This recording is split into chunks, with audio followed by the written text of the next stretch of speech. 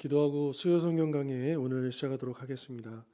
거룩하신 하나님 아버지, 오늘도 수요일 오전 이 시간 또 우리 성도님들과 함께 하나님의 말씀을 또 함께 배워가게 하신 것 감사합니다. 하나님, 우리가 이 말씀을 왜 배우고 있습니까? 물론 하나님의 말씀이기에 우리가 듣는 것을 좋아하지만, 그러나 하나님께서는 우리에게 듣기만 하는 자가 아니라 그 말씀을 지키는 자가 되기를 원하십니다. 그렇게 우리가 하나님의 말씀대로 살아갈 수 있는 능력도 이 시간 우리에게 허락하여 주옵소서. 말씀은 거울입니다. 우리의 삶을 이 말씀으로 비춰보게 해주십시오. 그리고 성령의 능력으로 우리의 잘못된 것들을 고쳐나가며 또 우리가 마땅히 감당해야 될 그 사명을 위해 달려나갈 수 있는 귀한 은혜도 부어 주시옵소서. 오늘도 마칠 때까지 함께해 주실 것을 믿사옵고 거룩하신 예수 그리스도의 이름으로 기도하옵나이다. 아멘. 자, 오늘 6과 악한 농부의 비유입니다. 자, 이 악한 농부의 비유, 이제 앞에서도 이제 우리가 차례대로 보면 씨 뿌리는 자 비유, 무자비한 종의 비유, 선한 사마리아인의 비유, 잃어버린 두 아들의 비유, 바리새인과 세리의 비유. 그래서 이제 쭉 이제 여러 가지 비유들을 이제 배웠고, 오늘 마지막으로 이 비유를 배우는데요. 보통 이제 우리 성도들은 그렇게 생각하지 않을 수 있겠지만, 일반적으로 보면 대체로 이제 구약과 신약을 보면, 이제 구약은 이제 성부 하나님, 그리고 신약은 이제 성자 하나님, 이제 예수님에 대한 이제 중심적으로 이제 이야기가 나온다라고 본다면, 상대적으로 이제 구약은 무언가 더 무섭고 또 심판도 많고 이런 내용으로 되어졌다면, 상대적으로 신약, 예수님의 이야기는 용서와 은혜와 또 어떤 또 예수님께서 이 땅에 오셔서 가르치시고 고치시고 또 여러 가지 그런 면들을 이렇게 보다 보면, 마치 이제 예수님에 대한 이미지가 예수님은 아주 좋은 선생님, 랍비, 어떤 이런 이미지가 있을 수 있다라는 거죠. 그런데 예수님의 그 가르침을, 이 비유를 포함해서요, 예수님의 그 가르침을 우리가 쭉 따라가다 보면, 그러니까 예수님의 그 가르침 속에는 분명히 하나님의 은혜와 사랑이 있습니다. 그러나 사실은 그 이상으로 하나님의 심판이라는 주제가 있다라고 하는 거예요.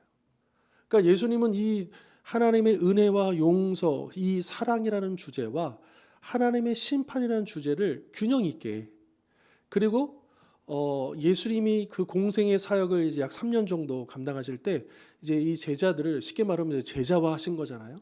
이 3년 동안 동고동락하면서 그들에게 하나님 나라를 가르치시고 또 그들을 제자로서 세우시는데, 그 과정에서 점점 가면 갈수록, 그 공생의 후반부로 갈수록 예수님은 더욱더 이 심판의 주제를 더 분명하게 이야기하고 계심을 우리가 볼 수가 있다라고 하는 겁니다. 탕자 비유나 선한 사마리아 비유 같은 경우는 당연히 그 탕자의 아버지를 통해서 우리가 하나님의 그 은혜, 용서하심, 그 무한한 사랑, 또 선한 사마리아인들 통해서 우리가 이웃을 사랑하는 것들, 이제 이런 내용들을 우리가 배울 수 있지만, 그러나 오늘 이 악한 악한 종의 비유, 악한 농부의 비유, 여기서도 우리가 알 수 있듯이 하나님의 그 심판에 대해서 우리가 생각해 보게 만드는 이야기들이 나온다라고 하는 거죠. 여러분들이 잘 아시는 그 어리석은 부자 있지 않습니까? 누가복음 12장에 보면 그 하나님께서 많은 곡식을 추수하게 하셨는데, 이 어리석은 농부는, 이 사람은 그 많은 주신 그 축복의 그것을 가지고 하는 뜻대로 그것을 사용하는 게 아니라 자기를 위해서 더 큰 창고를 지어서 자신을 위해서 쌓아놓는, 그러다가 이제 하나님의 부르심을 받잖아요. 일종의 심판이라고 보는 거고요. 또 나사로와 그 부자 비유에도 보면, 자신의 문 밖에서 구걸하던 그 나사로를 무시하고 멸시하던 그 부자가 결국에는 이제 나사로는 아브라함의 품에 있고, 자신은 그 영원한 그 불이 있는 그 지옥에, 그러니까 아브라함 품에 있다는 것은 천국이고, 이 부자가 간 곳은 지옥인 거죠. 그런데 절대로 넘어갈 수 없는 그 간극이 있는, 이제 그 비유의 말씀을 통해서도 이 심판에 대해서 이야기하고 있는 것이죠. 자, 서론 제가 한번 읽어보도록 하겠습니다. 이 과에서는 심판에 관한 예수님의 비유 가운데 가장 유명한 것 중 하나인 악한 농부 비유를 살펴볼 것입니다. 이 비유를 통해 우리는 하나님의 부르심을 받은 자로서 특권과 책임을 다해야 함을 깨닫게 됩니다. 그리고 은혜로운 하나님은 죄인들에게 경고도 하시고 하나님의 아들을 배척하는 사람들을 응징하기 위해 심판도 하신다는 것을 알게 됩니다. 이 비유의 삭막한 이미지는 우리가 하나님의 백성으로서 회개와 선교의 열매를 맺음으로써 사명을 다하도록 부르심을 받았다는 사실을 상기시켜 줍니다. 자, 우리가 하나님의 부르심을 받았다. 우리가 하나님께서 만드신 이 포도원의 농부로, 사명자로, 청지기로 부르심을 받았다. 선택을 받았다. 이건 굉장한 특권이라는 거죠. 그리고 이 부르심에는, 이 특권에는 또한 거기에 상응하는 책임이 있다. 의무가 있다라고 하는 것이죠. 그것은 바로 뭐냐? 우리가 계속 보겠지만 바로 열매를 거두는 것이다. 그런데 그 열매를 거두지 못할 때 우리에게 따는 것은 뭐냐? 그냥 꾸중이 아니라 심판이라는 거예요. 이건 굉장히 무서운 말씀이죠. 물론 우리에게 이 심판을 이야기하시는 목적이 있습니다. 그것이 무엇일까요? 왜 우리에게 이 심판의 메시지를 예수님도 그렇고 또 오늘날에도 왜 그렇습니까? 심판의 메시지를 우리에게 주시는 목적은 우리를 공포에 몰아넣기 위함입니까? 우리를 죽이시기 위함입니까? 아니죠. 반대로요. 우리를 회개하도록, 우리를 살리시려고 하려고 그 심판의 메시지를 주신다라고 하는 거죠. 자, 18세기 영국의 복음주의자 조지 화이트필드라는 분이 계십니다. 이제 이분은 이제 그 영국에서 그 부흥의 그 시대에 이제 그 영국 내에서 이제 대중 설교자로서 이 복음을 아주 잘 설명했던, 많은 사람들을 회심으로 이끌었던 사람 중에 한 사람인데요. 이분이 이런 이야기를 했어요. 심판이란 주제가 내게 유쾌하지 않듯이 당신에게도 그럴 것입니다. 그렇죠. 누가 좋아하겠습니까? 심판, 지옥에 대한 얘기를 누가 좋아하겠습니까?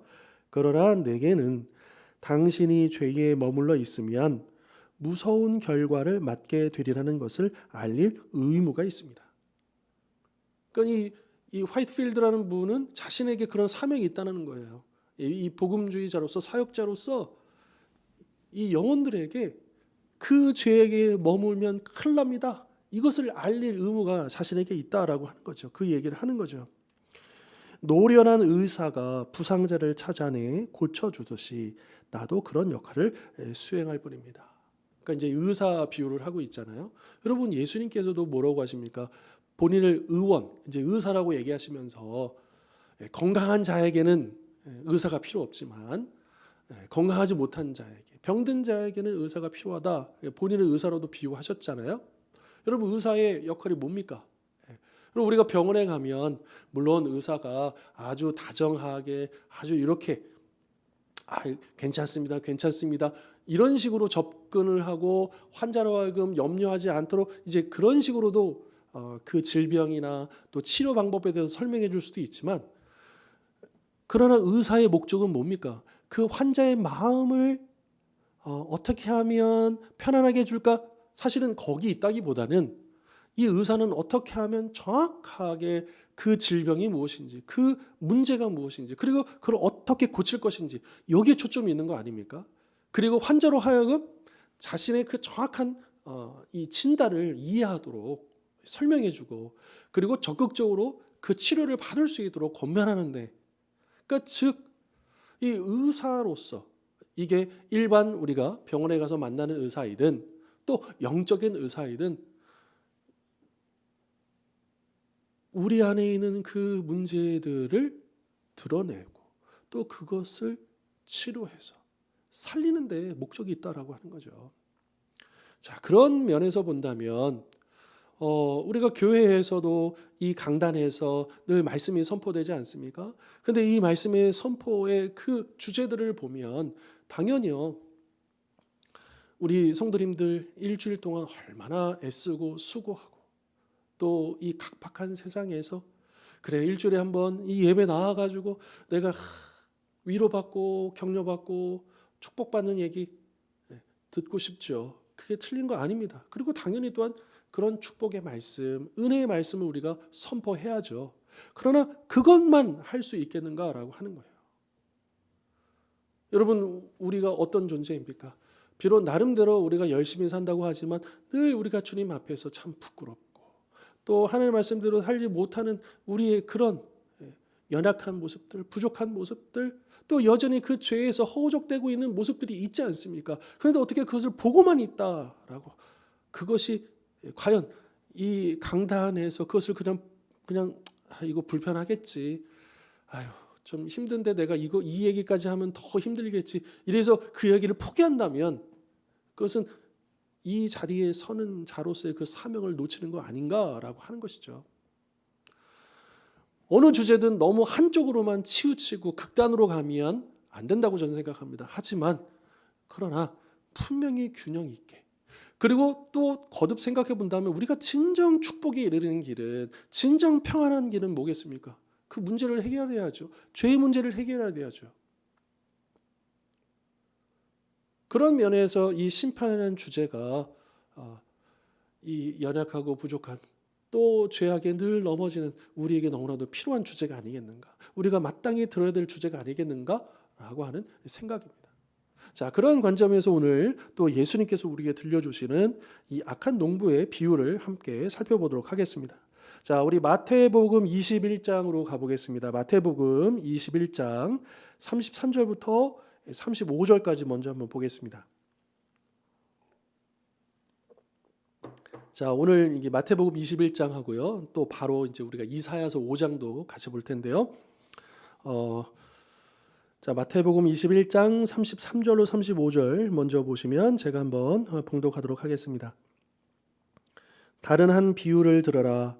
한 집주인이 포도원을 만들어 산 울타리로 두르고 거기에 즙자는 틀을 만들고 망대를 짓고 농부들에게 새로 주고 타국에 갔더니 열매 거둘 때가 가까움에 그 열매를 받으려고 자기 종들을 농부들에게 보내니 농부들이 종들을 잡아 하나는 심히 때리고 하나는 죽이고 하나는 돌로 쳤거늘. 자, 이 이야기는요, 오늘 우리가 들었을 때는 물론 이제 익숙하죠. 이 비유에 대해서 우리가 잘 알고 있으니까. 그런데 우리는 이 배경을 잘 모릅니다. 근데 이제 이 1세기에 예수님으로부터 직접 이 이야기를 들었던 그 유대인들이요, 그 이스라엘 백성들은 이 이야기를 듣자마자 딱 떠오르는 이야기가 있어요. 그게 뭐냐? 구약 이사야서 5장의 말씀인 거예요. 그러니까 예수님께서 지금 이 심판의 주제를 이 유대인들에게 아주 익숙한 배경이 있는 그들 가운데 늘 잊혀지지 않은 그 말씀을 가지고 지금 비유를 들어서 설명하고 있다라고 하는 거죠.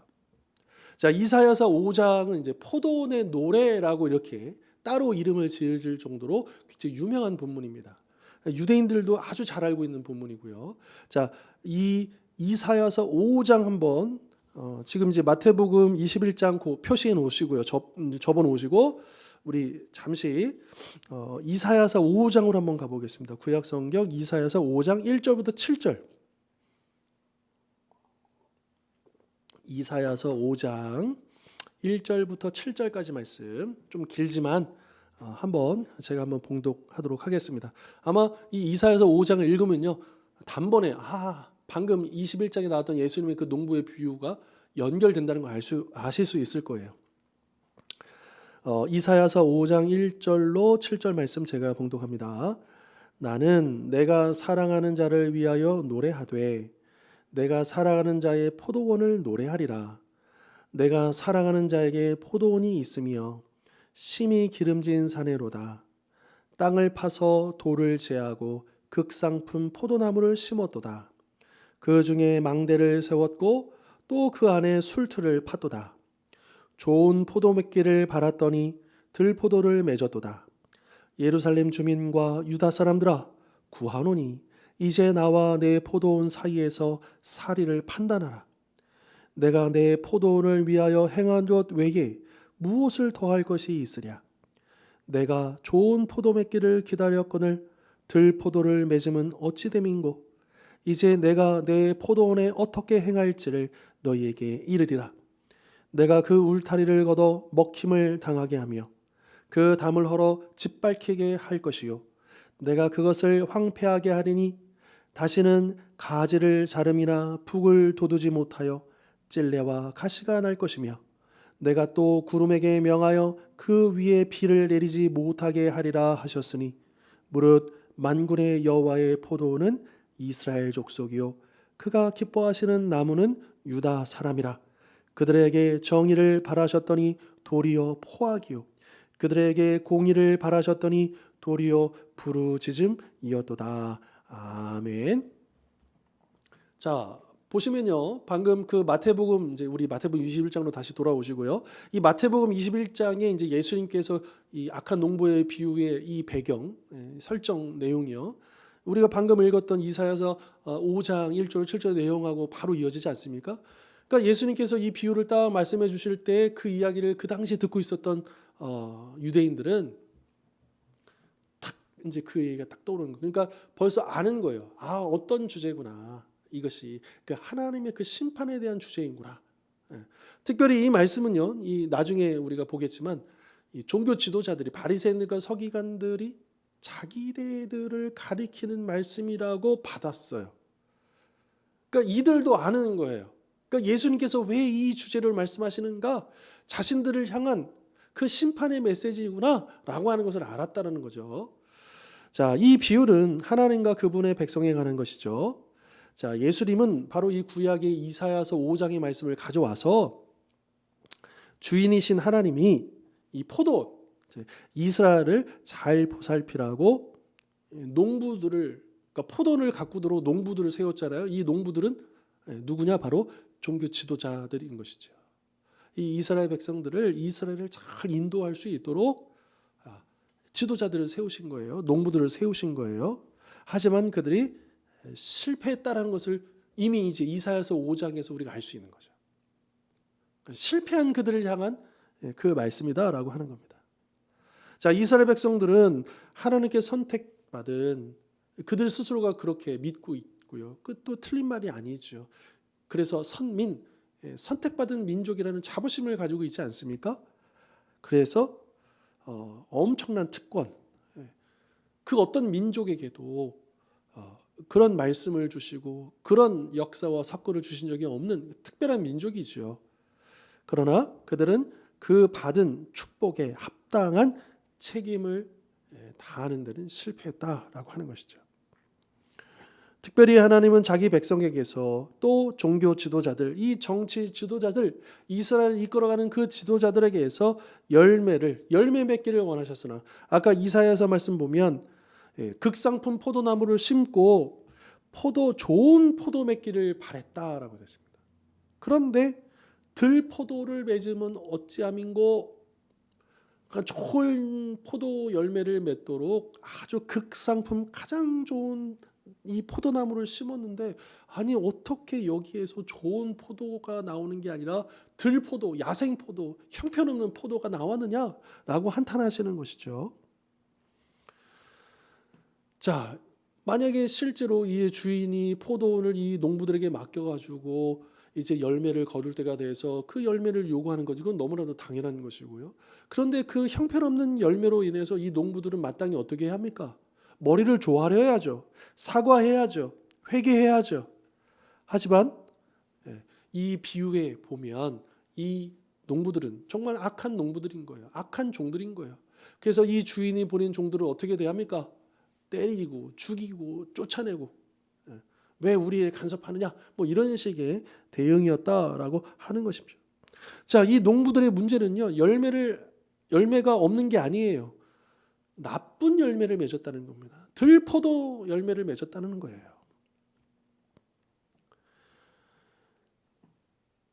그 극상품 포도나무가 심겨져 있는 이 포도원에서 좋은 포도를 맺도록 수고하고 노력하는 것, 그것이 그들에게 주어진 책임이었죠. 그러면 거기에 합당한 그 선한 열매들을, 좋은 열매들을 맺어야 했지만 농부들은 오히려 반대로 나쁜 열매, 좋은 열매가 아니라 나쁜 열매를 맺고 말았다라고 하는 것입니다. 자, 사도 바울이 이제 이런 비유를 들어요. 감람나무를 또 가지고요. 이것도 나무죠. 그래서 이스라엘을 참 감람나무, 그리고 예수를 믿는 우리 이방인들을 돌 감람나무다. 그런데 어떤 비유냐면 바로 하나님께서는 우리 이방인들을 이제 돌 감람나무의 가지를 잘라다가 이 참 감람나무에 접붙임을 했다라는 거예요. 그렇게 이제 설명을 하거든요. 그러니까 우리가 그렇게 접붙임을 받은 자로서의 은혜를 얻었다, 특권을 얻었다. 근데 이 이야기를 하면서 사도 바울이 뭐냐 하면 원가지인 이스라엘 백성들도 좋은 열매 맺지 못했을 때 어떻게 했느냐? 하물며 접붙임 받은 우리, 원래 가지도 아닌 하나님의 은혜로 이 감람나무에 접붙임돼서 생명을 받은 이 가지의 열매를 맺지 못한다면 오죽하겠는가라고 하는 것이죠. 그러니까 유대인들도 열매를 맺지 못해서 이렇게 되었는데 우리라고 해서 열매를 맺지 못한다고 해서 그냥 은혜로 넘어가는 그런 문제는 아니다라고 하는 것입니다. 자, 우리는 다시 한 번 더 이 접붙임 받은 은혜, 특권, 이 생명나무에 우리는 여기에 관여된 바도 없고 여기에 해당되는 자도 아니었지만 하나님께서 죽어가는 그 나무에서 가지를 꺾어다가 생명의 나무로 접붙임 바 되어서 우리가 그 생명을 이어받도록 하셨다라고 하는 거예요. 그런데 여기에는 분명한 하나님의 사명, 하나님의 뜻이 있다라고 하는 거죠. 여러분, 하나님께서 이스라엘 백성들을 왜 출애굽시키셨습니까? 왜 그들을 구원하셨습니까? 그냥 단지 그들이 불쌍해서요? 물론 하나님의 긍휼과 사랑이 그 일을 하도록 만드셨죠. 동기가 되었죠. 하지만 그렇게 하신 목적이 있어요. 하나님을 섬기도록, 하나님만 예배하도록. 그리고 여기에는 더 많은 설명이 필요하죠. 단지 그냥 예배만 드리다 이런 의미가 아니잖아요. 하나님을 섬긴다라고 하는 것이 무엇인지 이제 그들을 구원해 내시고 나서 시내산에서 1년 동안 그들에게 말씀으로 훈련시키십니다. 말씀을 통해서 하나님의 뜻이 무엇인지를 가르치십니다. 그리고 이렇게 살아라 라고. 그래서 그 핵심이 뭐냐면 십계명이잖아요. 그러니까 십계명은 윤리예요. 그러니까 우리가 어떻게, 우리 믿는 자들이 어떻게 살아갈 것인가를 아주 그 원론적으로 우리의 그 삶의 지침이다라고 할 수 있는 거죠. 여러분, 우리가 하나님을 믿어요. 근데 그 믿음의 실체는요, 우리의 삶 속에서 드러나야 한다는 거예요. 실체가 없는 믿음은, 삶이 없는 믿음은 몸이 없는 영혼이 죽은 것처럼 죽은 믿음이 불과하다라고 하는 거죠. 우리가 백날 내가 하나님을 믿습니다라고 이야기할지라도 가정에서, 일터에서, 세상에서 우리가 구체적인 그 믿음의 행함과 삶이 드러나지 않는다면, 그 열매가 나오지 않는다면, 오늘 본문의 또 관점에서 본다면 좋은 열매를 맺지 않는다면 우리는 병든 믿음, 죽은 믿음일 수 있다라고 하는 거예요. 그 경각심을 우리에게 주고 계시다라고 하는 것이죠. 분명히 우리 구원을 해 주신, 그러니까 우리를 구원하시고 우리에게 생명을 주시고 우리에게 은혜를 주신 것은 반드시 사명과 연결되어 있다. 그러니까 우리를 불러주셨다라고 하는 것을, 우리를 구원해 주셨다라고 하는 것을 감사합니다. 그냥 그렇게만 있을 것이 아니라 우리는 마땅히 그에 합당한 열매, 좋은 열매 맺기를 힘써야 한다라고 하는 것이고요. 그리고 우리의 노력과 우리의 능력으로 그 열매를 맺을 수 있겠습니까? 못하죠. 그래서 성령을 우리에게 부어주신 것이죠. 성령의 능력을 힘입어서 우리로 하여금 선한 열매를 맺도록 하셨다. 그것을 원하신다라고 하는 것입니다. 자, 우리 아까 읽었던 그 마태복음 21장 33절 35절에 보면 거기에 보면 이제 그 종들을 막 죽이고 내쫓았잖아요. 그럼 주인이 어떻게 하실까? 자, 이어서 보겠습니다. 21장 36절로 41절. 마태복음 21장 36절로 41절 말씀 계속 보겠습니다. 제가 봉독하겠습니다. 다시 다른 종들을 처음보다 많이 보내니 그들에게도 그렇게 하였는지라. 후에 자기 아들을 보내며 이르되 그들이 내 아들은 존대하리라 하였더니 농부들이 그 아들을 보고 서로 말하되 이는 상속자니 자 죽이고 그의 유산을 차지하자 하고 이에 잡아 포도원 밖에 내쫓아 죽였느니라. 그러면 포도원 주인이 올 때에 그 농부들을 어떻게 하겠느냐. 그들이 말하되 그 악한 자들을 진멸하고 포도원은 제때에 열매를 바칠 만한 다른 농부들에게 새로 줄지니라. 아멘. 자, 이 악한 농부의 비유는 심판이 주제라고 했잖아요. 근데 심판이 안 나와요. 오히려 보내고 종들을 보내고 또 보내고 더 많이 보내고 심지어 아들까지 보내고, 아니 도대체 하나님은 언제 심판하시는 거지? 그러니까 역설적으로 이 심판의 주제 가운데는요, 뭐가 드러나냐 하면 오히려 이 심판은 결론적인 것이고요, 그 심판 이전에요, 이 주인이, 우리 하나님이 얼마나 오랫동안 기다리고 기회를 주셨는가를 보여주고 있는 거예요. 그러니까 하나님은 심판하신다, 이런 단순한 메시지가 아니고요, 하나님이 이토록 기다리시고 기회를 주시고 했음에도 불구하고 끝내 그것을 거부한 자들에게는 심판이 있을 것이다, 이런 메시지다라고 하는 것이죠.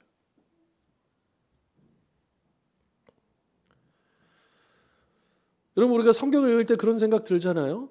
우리가 요즘 이제 우리 개인 성경 읽기, 저도 이제 매일 저녁마다 우리 가족들하고 같이 이제 정해진 본문을 같이 읽어 나가는데, 지금 이제 그 열왕기서 읽고 있죠. 이 왕들의 이야기를 보면 선자들이 나오잖아요. 나와서 하나님의 말씀을 전하는데, 뭐 북이스라엘, 남유다, 상대적으로 남유다가 조금 더 낫긴 하지만 별 차이 없죠.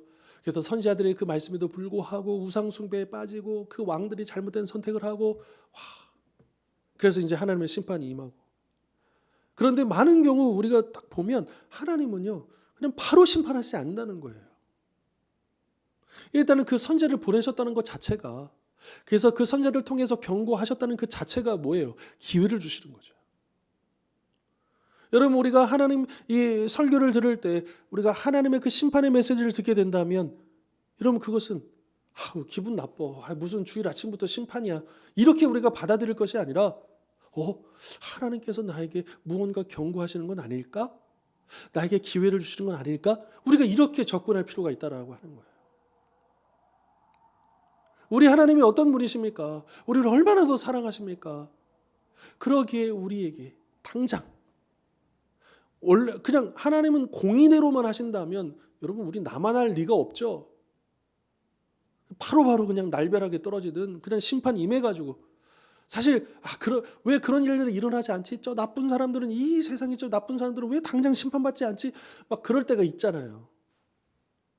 근데 사실 우리가 손가락질하고 비판하는 그 사람들이 나예요, 우리예요. 우리도 그들과 별 차이가 없어요. 그들하고 정도의 차이가 있을지는 모르겠지만 우리도 그들과 별 차이 없이 하나님의 심판에서 벗어나지 못할 악한 죄인일 뿐입니다. 그래서 왜 저 사람들은 심판받지 않나? 왜 저들에게는 그런 공의로운 어떤 이것이 떨어지지 않는가라고 생각할 때, 여러분 그건 똑같은 잣대로 우리에게 들이댈 수 있어야 되는 거예요. 만약에 하나님이 공의로만 우리를 대하셨다면 이 세상은 사라지고 말았을 겁니다. 이미 그 심판의 불에 다 없어졌을 거예요. 그러나 우리 하나님은 공의로만 우리를 대하시는 것이 아니라 사랑의 하나님으로서, 그러니까 이 심판이라고 하는 그 이면 속에는 무한한 하나님의 인내, 기다림, 이거는 이해가 안 되는 거죠. 논리적이지 않은 거예요. 아니 그 잘못된 길을 가는데 왜 하나님은 기다리시지? 바로 심판하셔야지, 바로 잡으셔야지, 공의롭게 하셔야지, 이렇게 우리가 생각할 수 있지만 거기에는 하나님의 그 기다리심, 인내하심, 그것이 들어있다. 이것이 하나님의 은혜다. 그러니까 겉모습은 이게 심판일 수 있겠으나 그 메시지가요, 그러나 그 이면을 내다보면 사실은 하나님의 은혜에 대한 이야기다라고 하는 것을 우리가 기억할 필요가 있는 것이죠. 우리 하나님은 단지 어떤 논리대로 움직이시는 것이 아니라, 만약에 그런 논리대로 역사하시는 분이라고 한다면 여러분 이 세상이 어떻게 될 것 같습니까? 나만 하지 않았을 것입니다. 그러나 우리 하나님은 사랑에 따라서 우리를 대하시고 이 세상을 끝까지 포기하지 아니하시고 그리고 당신의 아들 독생자 예수 그리스도까지 보내어 주셨잖아요. 자, 이 비유에 보면 이 포도원 주인은 참 이해할 수 없도록 계속 종들을 보냅니다. 심지어 아들까지 보내요. 그러나 하나님의 백성이 하나님이 보내신 그 사랑의 경고들을 거부했던 것처럼 이 약한 농부들은 주인이 그들에게 끝까지 기회를 주려고 이제 보낸 그 아들까지 거부했던 것이죠. 왜요? 이는 상속자니 우리가 그를 죽여서 그의 유산을 차지하자. 거기에 그 이유가 있었다라고 하는 겁니다. 그래서 그 농부들은 포도원 밖으로 내쫓아서 죽였다. 이 밖으로 내쫓아서 죽였다라고 하는 것이 의미심장한 표현인 것이죠.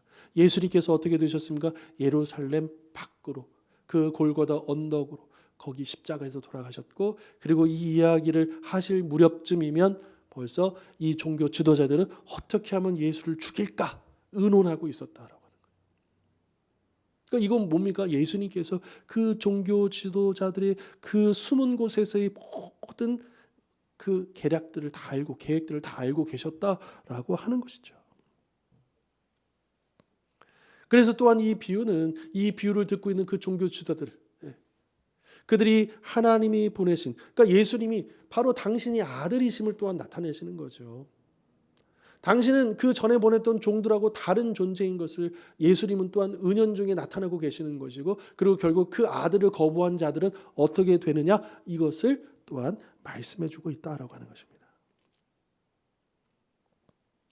자, 우리는 이 이야기를 통해서 우리를 한번 생각해 보십시다. 우리는 어디에 가까운 어느 편에 가까운가?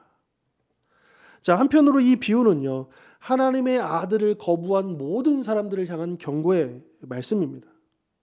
예수님을 거절한다는 것은 예수님을 영접하지 않는다는 것은 뭐예요? 심판을 부른다는 거예요. 그러니까 이게 이제 첫 번째 우리 일반적인 우리 이해일 것이고요.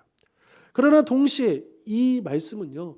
그 당시의 종교 지도자들을 생각해 본다면 스스로를 하나님의 백성이라고 생각하는 사람들에게 그러나 하나님의 경고를 계속 무시하고 있는 그들을 향한 경고의 메시지다라고 하는 것이죠. 어쩌면 우리는요 여기에 해당될 가능성이 높죠. 우리는 이제 예수님을 영접하고 하나님의 백성이라고 우리 믿고 있잖아요. 그럼에도 불구하고 우리는 어떻습니까? 하나님이 우리에게 주시는 경고는 혹시 없습니까? 그리고 그 경고를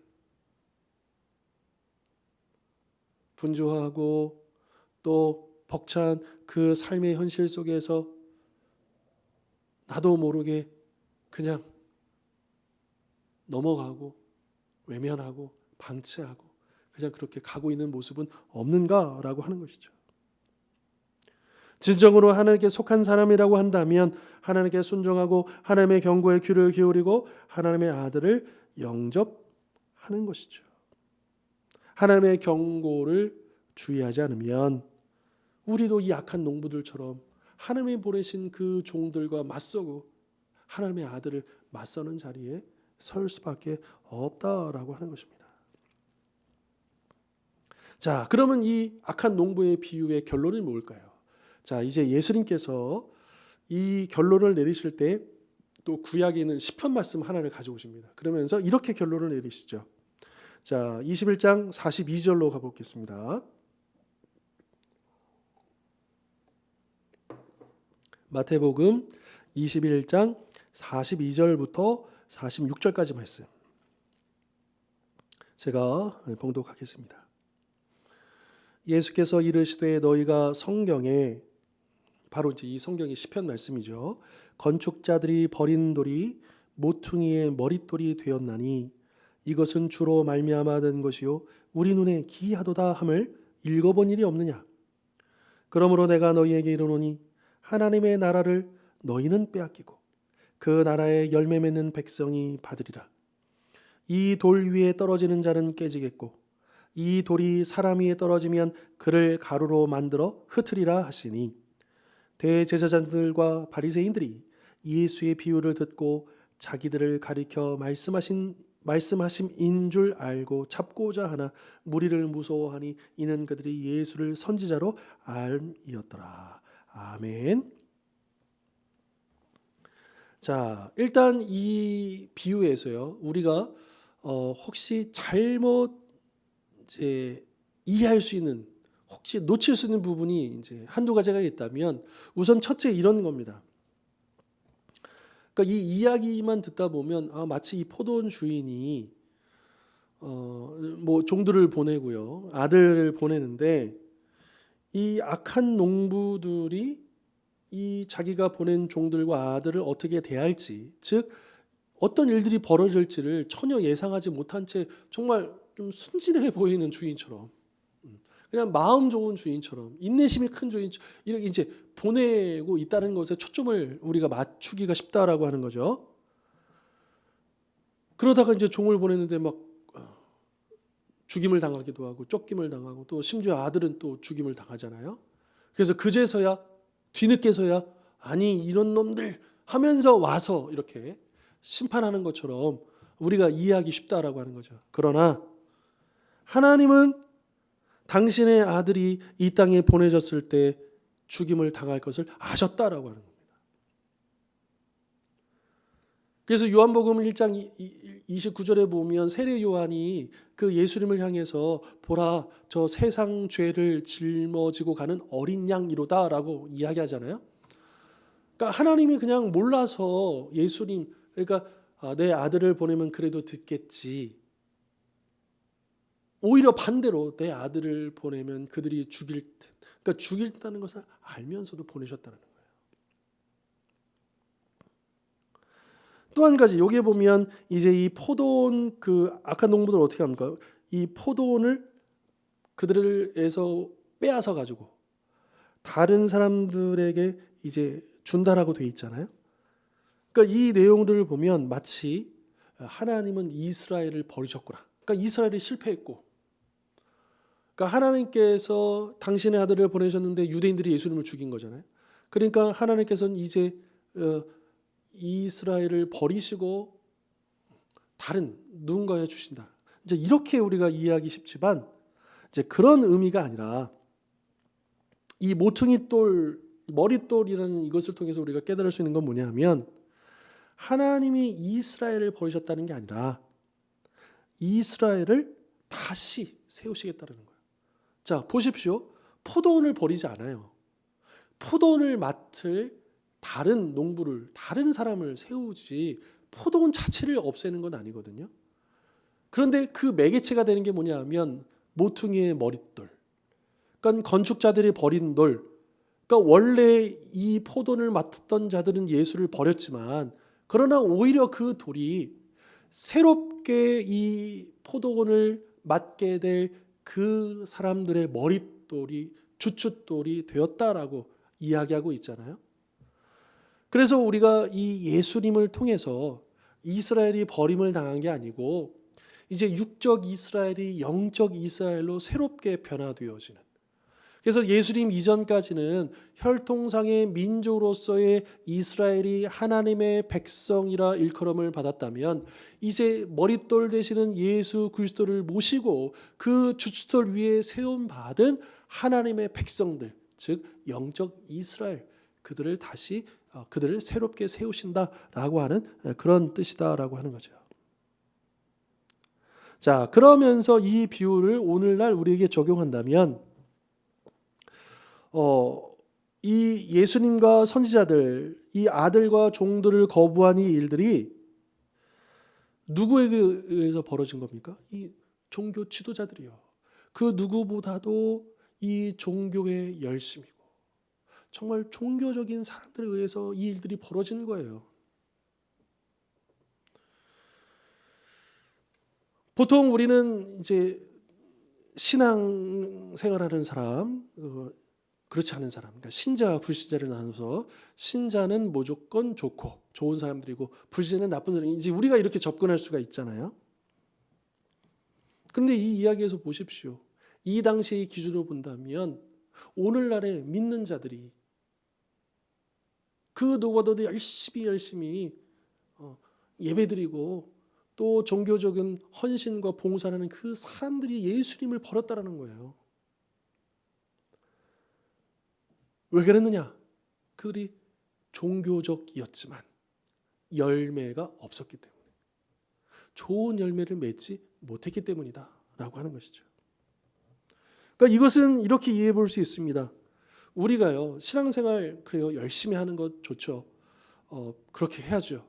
그런데 혹시라도 우리가 실제로 하나님 앞에 좋은 열매를 맺지 못했기 때문에 그것을 감추기 위해서, 마치 이 당시의 종교 지도자들이 그러했던 것처럼 그들이 정말 진정으로 하나님을 향한 그 마음, 그 뜻을 저버리고 그저 그 종교적인 허울과 그 위선적인 것에 갇혀서 감추고 있는 그런 일들이 오늘 우리에게도 벌어질 수 있다라고 하는 거죠.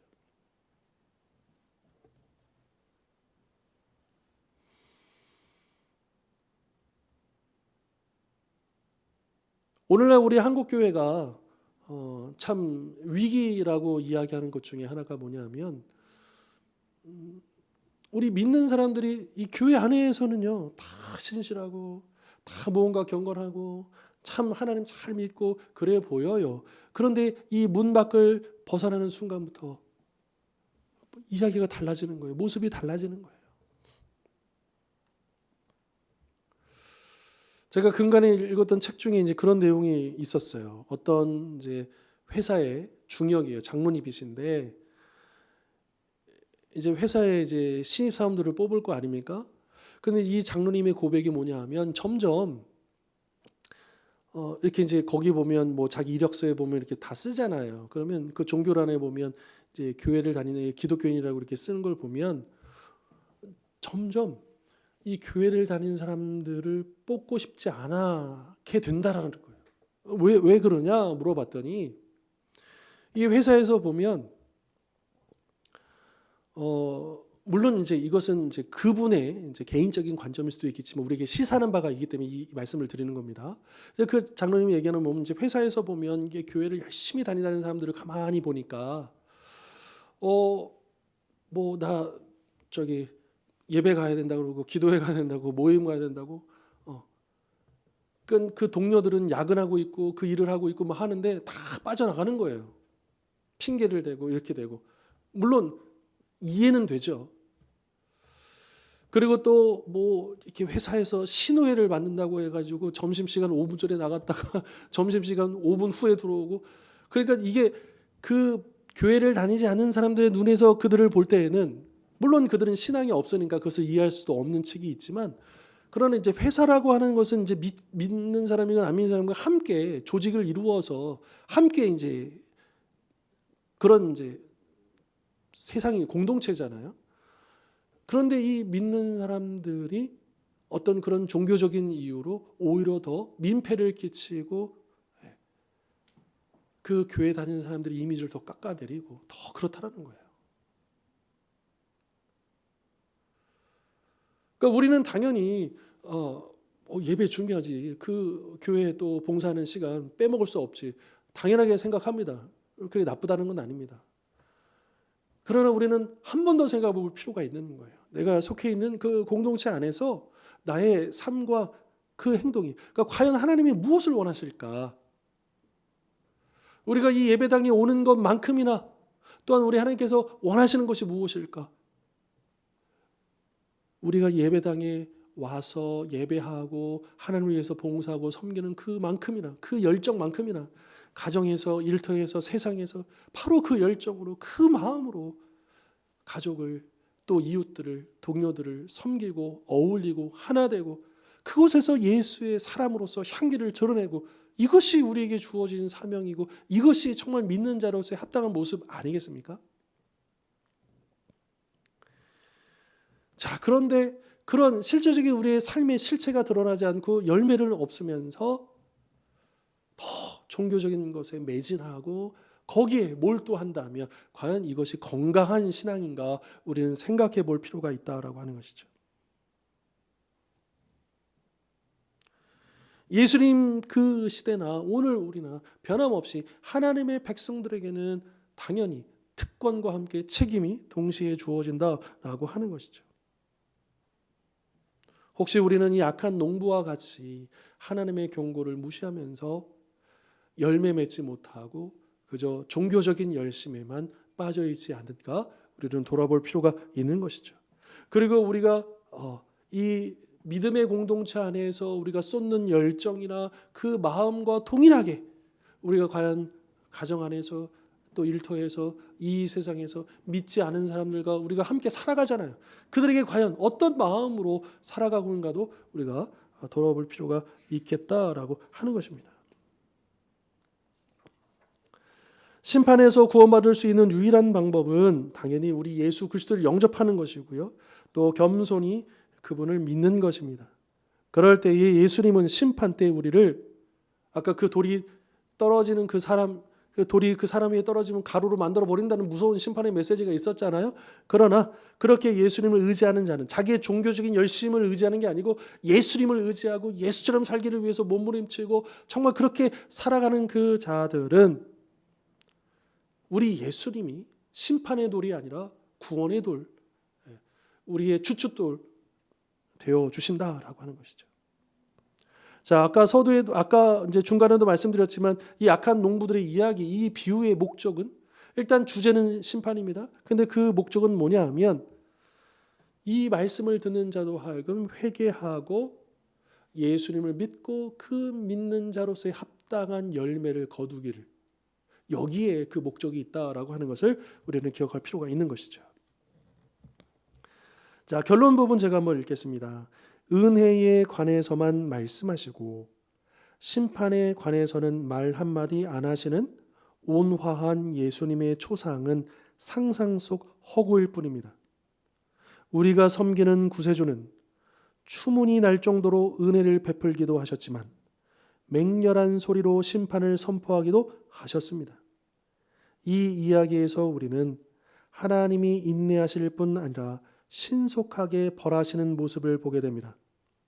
예수님이 들려주신 이야기에 경각심을 느끼고 하나님의 축복을 얻는 청지기로 살아가기를 바랍니다. 자, 오늘 우리가 이 악한 농부의 비유를 보면서 비록 우리는 이 악한 농부와 다르다라고 생각할 수도 있겠지만 그리고 우리가 이 악한 농부와 비슷한 면이 있을 수 있다는 것도 놓치지 말아야 된다는 것이죠. 그것이 무엇이냐? 하나님의 경고를 우리가 무시하고 있지 않는가. 그러니까 하나님 우리를 향하신 그 심판의 메시지를 그냥 부담스러운 것으로 듣기 싫어하는 것으로 그렇게만 우리가 생각할 것이 아니라 경각심을 느끼도록 다시 한 번 더 우리를 돌아보는 말씀으로 받아들이고 더 겸손히 그럼 우리가 과연 합당한 열매를 맺고 있는가를 돌아보자라고 하는 것이죠. 하나님은 우리를 구원해 주셨습니다. 우리에게 은혜를 베풀어 주셨습니다. 왜요? 우리를 통해서 하고자 하시는 일들이 있는 거예요. 하나님의 통치가 우리 가정에, 우리 개인뿐만 아니라 우리 심령 안에만 아니라 우리 개인 인생뿐만 아니라 우리 가정에, 우리 일터에, 또 우리 교회에, 우리가 살고 있는 그 세상 곳곳마다 하나님의 통치가 이루어지는 곳, 즉 하나님의 나라가 이루어지도록 우리를 부르셨기 때문인 것이죠. 그것이 우리의 사명인 것이고요. 그럼 그것을 우리가 어떻게 이루어가는가? 우리가 예수 믿는 자로서의 합당한 삶을 살아갈 때에 그 일들이 이루어진다라고 하는 것입니다. 즉 하나님은 우리에게 회개의 열매를, 회개에 합당한 열매를 맺기를 원하시고 또 복음의 열매를 맺기를 원하신다라고 하는 것이죠. 오늘 주신 이 말씀, 특별히 악한 농부의 비유를 기억하면서 결국에는 그 경고를 무시하고 열매를 맺지 못한 자들의 결과가 무엇인지를 우리는 기억하면서 다시 한 번 더 우리를 돌아보고 회개의 열매, 회개에 합당한 열매, 복음의 선한 열매를 풍성히 맺어가는, 그래서 예수 그리스도의 모퉁이돌 그 주춧돌 위에 굳건히 믿음의 집을 세워가는 우리 모든 성도님들 되실 수 있기를 주님 이름으로 축원합니다. 기도하겠습니다. 하나님 아버지, 오늘 배운 말씀의 그 비유에서 악한 농부들은 자신들이 감당해야 될 책임을 다하지 않았고 그 경고도 무시한 채 결국에는 그 주인의 심판을 피할 수가 없었습니다. 그런데 이것이 우리에게도 해당되는 이야기일 수 있음을 잊지 않게 하여 주옵소서. 우리는 예수 믿고 구원받았으니 우리가 이 땅에서 조금 부족하게 살아도, 조금 연약하게 살아도 천국 가는 데는 지장이 없지 않겠는가? 그렇게 우리가 받은 구원을 값싼 구원으로 전락시키지 않게 해주십시오. 우리가 받은 이 구원의 은혜가 얼마나 귀한 것입니까? 주님, 저희들 이제 이 구원받은 자로서 회개에 합당한 열매, 복음의 선한 열매를 주님 앞에 올려드리기 위해 오늘도 늘 깨어서 말씀과 성령을 의지하여 그렇게 열매 맺기를 힘쓰는 우리 모두가 될 수 있도록 축복하여 주시옵소서. 감사드리고 거룩하신 예수 그리스도 이름으로 기도하옵나이다. 아멘. 오늘도 함께 해주셔서 감사드리고요. 이제 우리 다음 시간부터는 이제 후반부 이제 기적의 이야기도 나옵니다. 그래서 다음 주에 우리 요한복음에 나오는 이제 물로 포도주를 만드시는 예수님께서 첫 번째 행하신 표적이죠. 이 기적, 포도주를 만드시는 기적에 대해서 또 우리가 함께 나누도록 하겠습니다. 오늘도 함께 해주셔서 감사합니다.